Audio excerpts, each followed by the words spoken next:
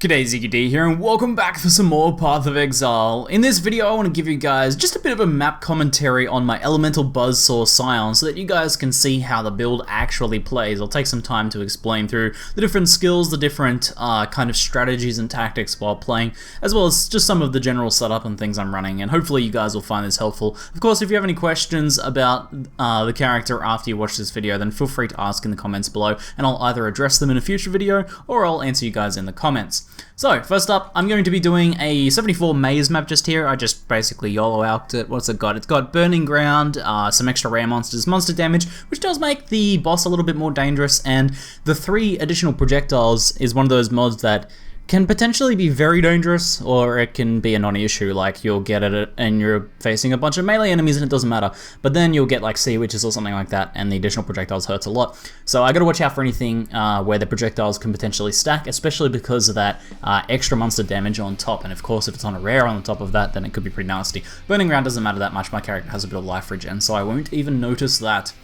I haven't done 74 maps on this character yet, but I'm confident in its ability to do so. In terms of damage, my auras are only at level 17, so that is going to reduce the amount of damage I do, so I don't know how fast my clear speed will be, but I'm pretty confident in this character's ability to do this. Up to this point I've done like 71 and 72 maps, but I'm sure I can jump into a maze map based on my experiences in the past. Level 78 on this character just here. So, let's go ahead and activate my auras. I'm running Purity of Lightning. This is a kind of like a not a usual choice for these sorts of builds. It's not super unusual, but it's just the way I decided to build this character with Lightning Coil, Purity of Lightning, and grabbing this extra aura cluster. Not all builds do this, and if you compare this to something like Mathel's Ele Buzzsaw build, he'll forego this aura cluster here and not run Purity of Lightning. You have some other options as well. You can potentially drop Purity and drop one of the heralds and then run haste, but I think that's actually less damage than just doing this sort of setup as well. So I'm happy with this. Also, it makes the character ridiculously tanky as well.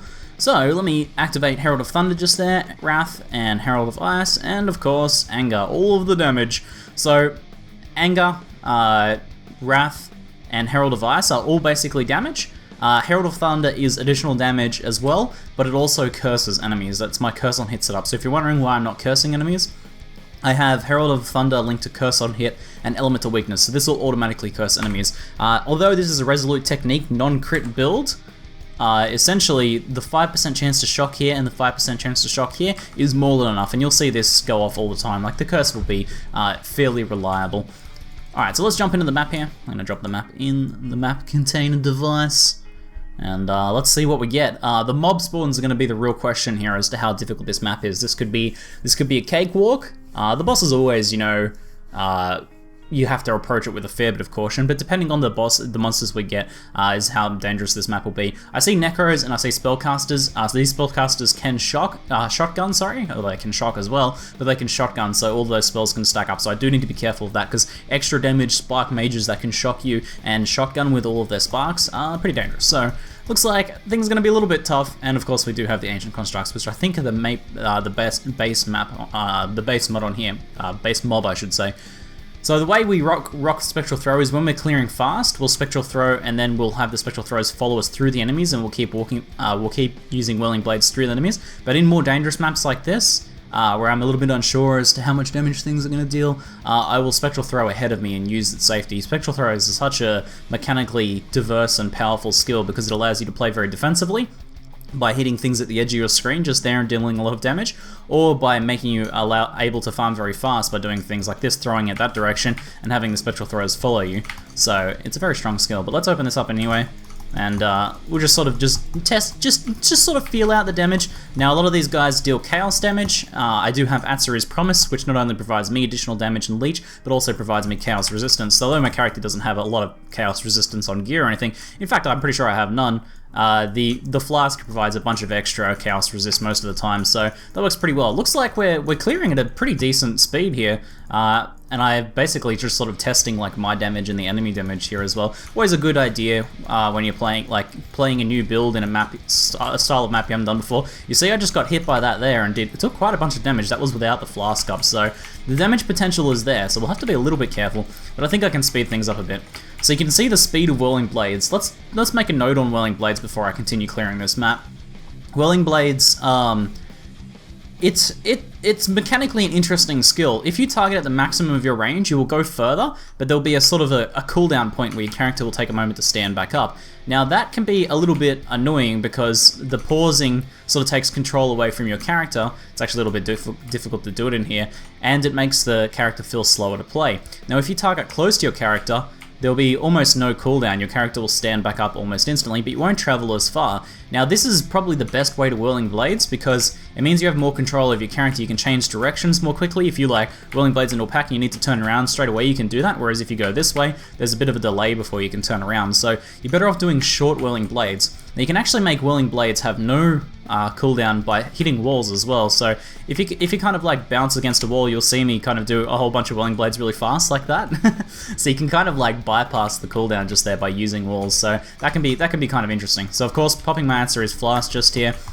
Anything that deals physical damage, I can pop my Granite and my Topaz Flask since I'm using a Lightning Coil. The Topaz Flask provides additional physical mitigation by providing extra lightning resistance, and the Granite, of course, gives me a ton of extra armor. My character actually has almost no armor. It's basically Lightning Coil plus Granite plus Topaz, and physical damage is not a problem. So let's go ahead and start clearing through here. So I could try and like test some hits off these guys potentially, but I think I'm just gonna clear through it. This is a 74 map, so any rares that drop, or any rares or blues that drop jewelry can be used in the Regal recipe. So let's clear along here. I picked up a jeweled foil. I like to chuck a transmute on these guys to see if I get like, if I get elemental damage or augment it. I got Ele and crit multi, probably not worth it. Mostly looking for fast attack speed. If I get like 27% attack speed roll on that, that's a potentially valuable weapon. So I like kind of picking those up just to chuck a transmute on. Now you'll notice I have Vaal Haste. I'll usually save this for like a rare, particularly nasty pack, or if I think I'm closing in on the boss, I'll save it for the boss. You can actually sort of, that guy's desync quite clearly. You can actually save, sort of just chain these through the map, so I'll show you guys kind of with the Vaal Haste. You can essentially move a lot faster because your Whirling Blades gets a lot faster, and also the attack speed goes through the roof as well. Unfortunately, I don't have the gem slots, a couple pieces of jewelry there, to link Vaal Haste to increased duration, so I only get a short duration one, but if you can work it out so you can get an increased duration on there, then that can be pretty beneficial as well. So popping all my defensive flasks in here, this is a little bit of a nasty room, we can sort of just find a nice spot in here. This is a good rare to use Vaal Haste on actually. Taking a bit of damage here, but we can take these guys out. Now we'll sort of keep a little bit mobile so we can avoid some of these projectiles. You can actually, really with Whirling Blades, it's such a fantastic escape skill. You can wait till the last moment when something is fired and then dodge it. It's a bit more obvious with some of the slower attacking things than some of these things that just shoot out a ton of projectiles. Especially with multiple projectiles, it's pretty difficult to dodge projectiles because there's so many of them on the screen. But you can like wait till the last moment of like a cold ground slam or something like that, and then Whirling Blades out of the way once you kind of get good on the timing of it. But at the very least, just as a movement speed skill with this amount of attack speed, you're able to clear maps super quickly. Except for when everything is desynced, apparently. And I know what's going on. I've got caps lock on, my OS isn't working. I was wondering why it wasn't resyncing me. There we go, watch that caps lock button, guys. Alright, so let's just continue scooting through here. This will probably be... Oh, I thought there might not be anything here, but looks like there's a couple more packs hiding out in the end. So with Spectral Throw, you can kind of like increase your clear speed and efficiency if you kind of really pay attention to and get the rhythm down of the skill. Essentially, if you like almost kill a mob with one throw, then it's going to kill them on the throw back, right? So you can throw just enough to bring them down low and then just sort of let the Spectral Throws come back. You can essentially move on. You have to kind of get the idea of the...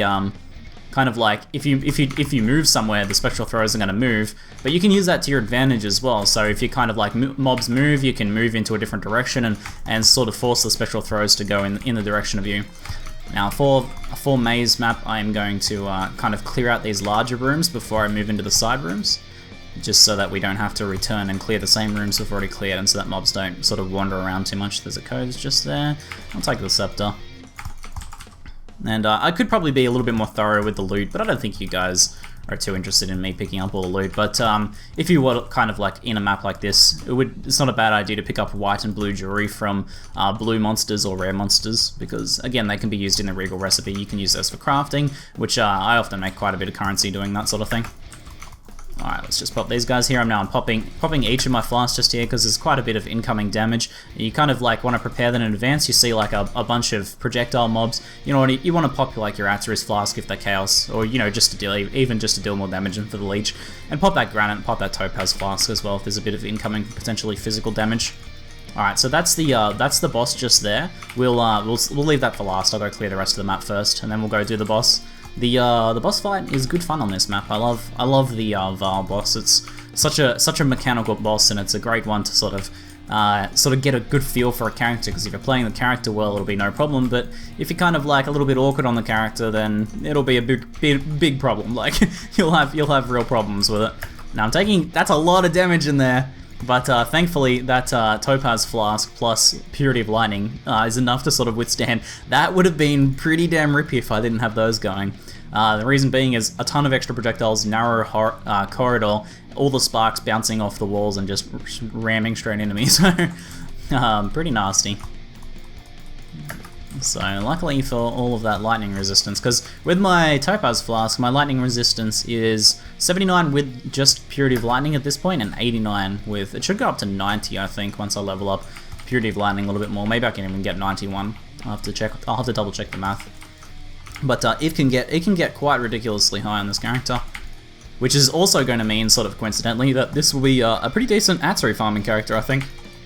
I should be able to do normal Atzeri very, very easily on this. The skill, like, Whirling Blades plus Spectral Throw is, like, time-tested against Atzeri. Well and truly proven. And then having a bunch of lightning resist, like, already sort of built into the character means I don't need to do any aura swapping or anything like that. And I can just sort of, you know, face tank the storm calls from Atzeri and just dodge the flame blast with Whirling Blades. Should be pretty cruisy, and it'll be something I'll try later on this character for sure. And of course, if I do, I'll try and give you guys some footage of that so you can see how that's done as well. I'm not very experienced with Atzeri farming myself, so it'll be a bit of a learning experience. Again, so much lightning damage in here, but just the Topaz Flask and just like my regen basically sort of keeping that up. I was kind of just like testing the damage and seeing how that feels there. It looks like that's most of the map clear. So let's go ahead and jump on into the Vaal fight, which should be pretty good fun.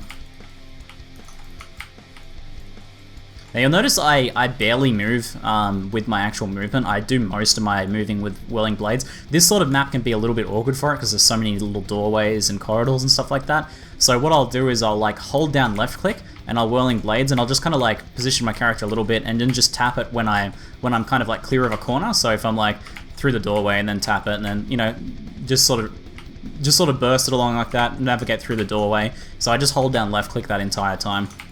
Alright, let's get into this Atzeri fight. My flasks are low, so I will take this opportunity to refresh. Just so that we're not going into the boss fight with low flasks. So first priority would be to take down... Oh wait, this isn't... wrong room. The first priority will be to take down some of those ads, so that I'm only dealing with the ads that Vaal spawns himself, and not additional ones on top of that. Oops. You can see that if you do Whirling Blades to those doorways, sometimes you will desync on them, because you kind of tag the edge of the doorway, and then there gets little server disagreements and that sort of jam. Alright, so he activates somewhere around here usually. Let's just pop straight in there. There's quite a few ads here, so we'll try and clear these guys up first. You can actually get Vaal to sort of endlessly spawn ads with a skill like this. So what I'm going to be doing is just running circles. He's spawning ads, so I'm going to kind of try and just like tag some of the ads while tagging him. We'll take out the majority of these ads just here. We want to be in the middle when he's respawning. And oh, I didn't see him come up there. I didn't hear him. I was too busy commentating. Alright, not so good. Thankfully for all that lightning resistance. Didn't take too much damage there. Alrighty. So he's dropping rocks. I'm just going to pop my granite. That's a good time to attack. Alright, dropping rocks. Going to pop my granite again. Taking a bit of damage there. And once he's starting to lift up there, we'll start running in circles. Alright, oh, so much ice down from that multi-proj. I didn't realize multi-proj affected that. Oh man, the ice there smashing me. Definitely shouldn't be running into the ice there. Alright, let's wait and see what he's doing. Want to be running circles always. Alright, he's dropping ads. We can try and kill some of these ads here. Oh, it actually makes him put out extra ads too? This must be new. I've never seen this happen before. Has this always been like this? I swear I've done multi-proj on these things before and never noticed that sort of thing happen. Craziness. Alright, let's just watch out for this lightning here. This is actually a pretty damn tough Vaal fight then.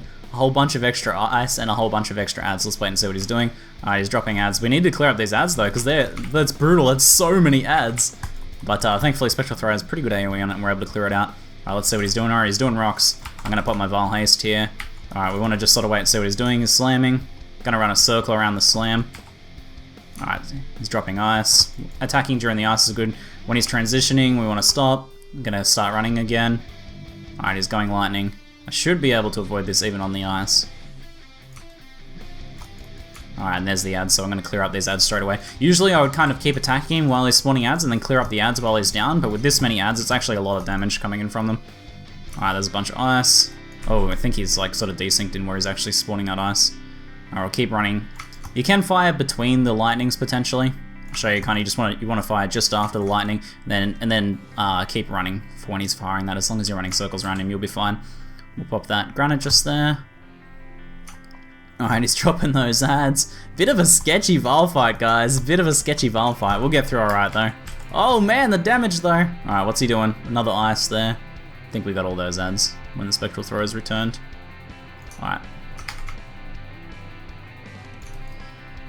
Alright, what's he doing? More ads. Alright, do a little bit of damage on him then, and then I'll try and take care of these ads.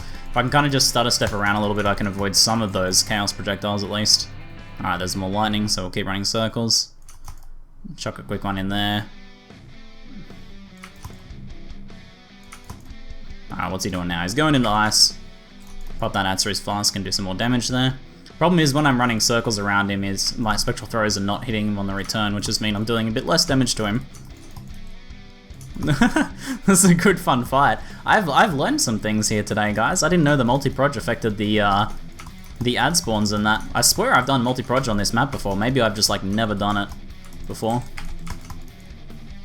The amount of times I've done this map, that's kind of surprising. There we go, we can finish him up just there while he's spawning the rocks. Alrighty, that was pretty good fun. First time in a, you know, kind of like a mid to high map on this character, and I think it went pretty well. I didn't perform super well in that boss fight. I was sort of taken by surprise by some of those impacts of the map mods, but pretty entertaining. So guys, hopefully this sort of helped with how to play the character.